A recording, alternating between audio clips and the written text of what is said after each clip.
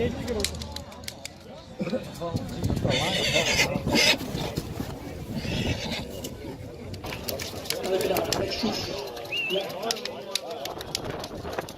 491.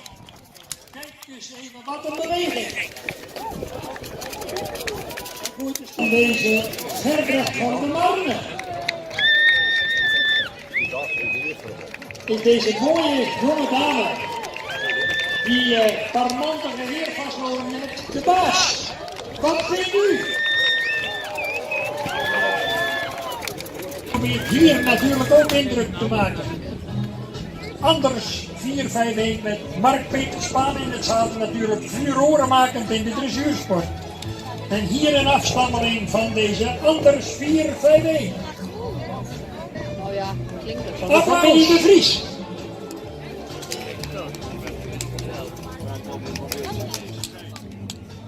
Uit die beroemde drievoudig kampioen Weeldje.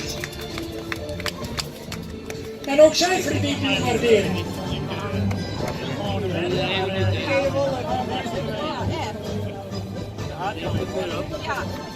Mooie, lichtvoetige, gedragen bewegingen. Van deze Schaller-dochter.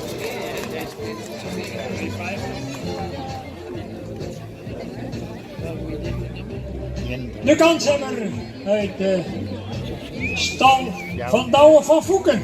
Bolswina van de Marne is aan de beurt. Opnieuw een fraaie afstammeling van de Hengst Tjalle. Meervoudig kampioen.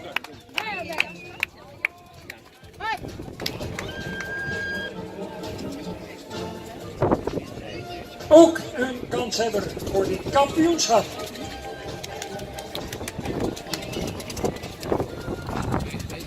Jan Kruis in eigendom bij dochter Kobi.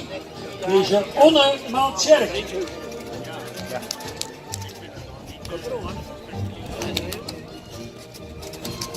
De oudere sterrenmerries hedenmorgen. Veel indruk ook gemaakt en ze viert naar Galieke van Starking. De tweede kandidaat uit die fokkerij uit Spannen. Deze keer van Dries Maaltjitsen. Deze kroonmerrie vanmorgen ook bekroond met oranje. Met een stokmaat van 1,72 m. Mooi royaal ontwikkelde moderne hengst. Geboren in 2013 uit de combinatie Norbert, keer Jasper, keer Oege, keer Na. Prachtig mooie bloedopbouw. Verwantschapspercentage 18%. Hij komt uit de bekende stam Zeugentocht, waar vele kwaliteitsvolle paarden te vinden zijn.